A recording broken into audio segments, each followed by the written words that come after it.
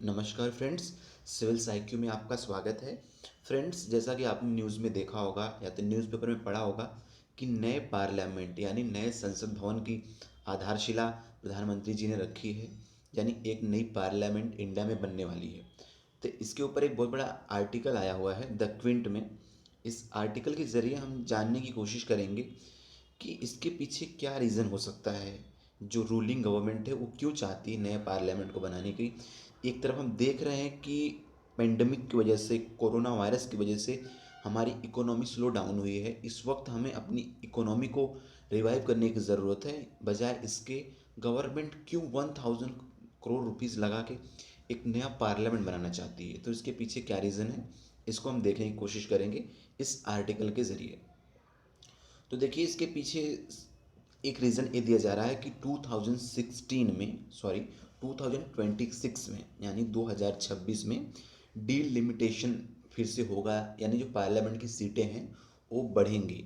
हमारे संविधान में एक ऐसा प्रावधान है जिसके ज़रिए जब हर साल, हर 10 साल के बाद जब सेंसस होगा, यानी जब जनगणना होगी, उसके बाद डीलिमिटेशन किया जाएगा। यानी नई जनगणना के आधार पर फिर से सीटों, जो लोकसभा या राज्य विधानसभा की सीटें हैं, उनको फिर से रीड्रॉ किया जाएगा, ताकि प्रत्येक 10 लाख पॉपुलेशन पर एक मेंबर ऑफ पार्लियामेंट हो। ऐसा रूल है। लेकिन 1971 की जो जनगणना है उसके हिसाब से 1976 में जो लास्ट डिलिमिटेशन हुआ था, उसी के हिसाब से अभी की लोकसभा सीटें हैं, इसको फ्रीज कर दिया गया था 2001 तक के लिए। अब इसको 2001 से 2026 तक के लिए फ्रीज कर दिया गया है। इसके पीछे मेन इंटेंशन ये था कि जो population growth south India north India की है उसमें डिफरेंसेस है। साउथ इंडिया वाले ने जो फैमिली प्लानिंग को उन्होंने अच्छे से लागू किया, इसीलिए साउथ इंडिया में पॉपुलेशन कंट्रोल में है, लेकिन नॉर्थ इंडिया में नहीं है। तो नॉर्थ इंडिया और साउथ इंडिया की पॉपुलेशन बैलेंस्ड हो जाए, उसके बाद डिलिमिटेशन करें, ऐसा इसके पीछे मेन रीज़न था। तो देख सकते हैं कि यहाँ पे लिखा हुआ है कि लोकसभा में अगर अभी की जो पॉपुलेशन के आधार पर जो सीटें होनी चाहिए वो लोकसभा में वो 888 यानी 888 सीटें होनी चाहिए। अगर आप 2011 की जनगणना और 2019 में जो इलेक्शन हुआ है उसके आधार पर दो वोटर्स को देखें तो ऐसा होना चाहिए। तो हुआ क्या कि बहुत ही जल्द यानी 2026 में डिलिमिटेशन होने वाला है। इसमें होगा क्या कि जो एमपी हैं उनकी जो संख्या है वो बढ़ के 828 हो जाएगी, 88 हो जाएगी, और राज्यसभा में 345 हो जाएगी, जो कि अभी 245 में है। तो इसमें होगा क्या कि मैंने जैसा कि आपको बताया कि प्रावधान है कि 10 लाख पर एक एमपी होना चाहिए। अगर इस आधार पे देखें तो इंडिया की पॉपुलेशन के हिसाब से 880 एमपी होने चाहिए, जो कि अभी 545 550 ही हैं। तो ये आर्टिकल 81 में ऐसा लिखा गया है कि जो है डिलिमिटेशन होना चाहिए हर 10 साल के बाद। लेकिन हुआ क्या कि डिलिमिटेशन नहीं हुआ है 1976 के बाद में। इसके पीछे ये रीज़न दिया गया था कि पॉपुलेशन जो डिवाइड है साउथ और नॉर्थ का, उसको कंट्रोल किया जाए।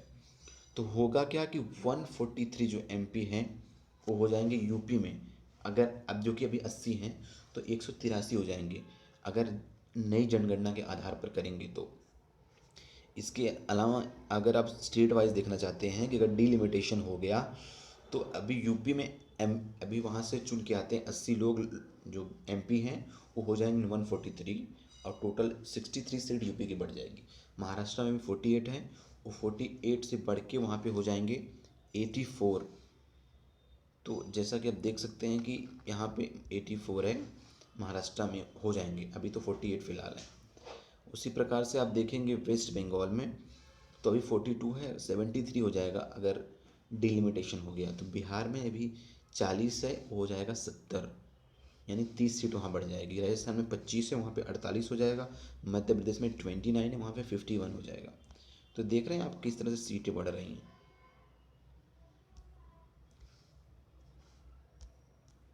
इसके अलावा आप देखेंगे कर्नाटक में, तो कर्नाटक में अभी 28 सीटें हैं, 49 हो जाएंगे। तमिलनाडु जो कि साउथ इंडिया है, कर्नाटक, ये दोनों स्टेट में सीटें तो बढ़ेंगी, लेकिन आप एवरेज निकाल के देखेंगे तो नॉर्थ इंडिया को ज़्यादा गेन हो रहा है as compare to South India को।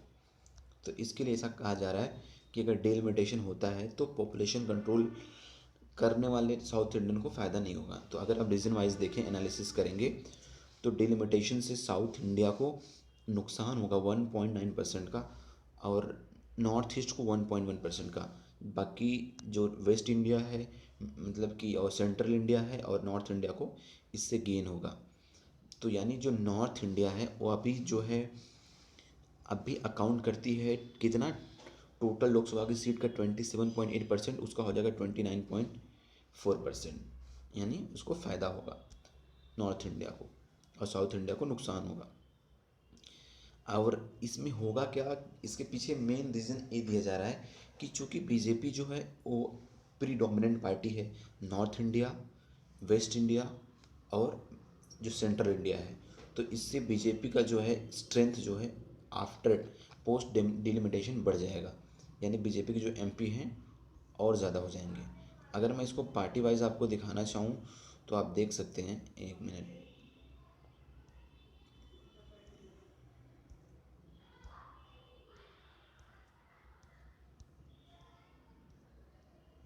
पार्टी वाइज देखना चाहेंगे तो बीजेपी जो है का जो अभी 58% जो है, 55% है, वो 58% उनका जो गेन चला जाएगा। तो इससे यानी बीजेपी को ज़्यादा फ़ायदा है। तो इसके लिए एक कहा जा रहा है कि भाई ये जो डिलिमिटेशन है, बीजेपी का मेन इंटेंशन इसलिए है क्योंकि नई पार्लियामेंट बनाएंगे, 888 सीट इनकी हो जाएगी, 345 सीट्स राज्यसभा में हो जाएगी। तो इससे फ़ायदा, सीटें कहाँ बढ़ेंगी, नॉर्थ इंडिया में, वेस्ट इंडिया में और सेंट्रल इंडिया में, और यहाँ पर मजबूत पार्टी है बीजेपी। तो इससे बीजेपी को फ़ायदा होगा, इसके लिए ऐसा बीजेपी कर रही है। अब इसके पीछे क्या है एग्जैक्ट रीजन है ये तो नहीं पता, हालांकि इस आर्टिकल के हिसाब से तो यही बातें बताई जा रही। Thank you so much.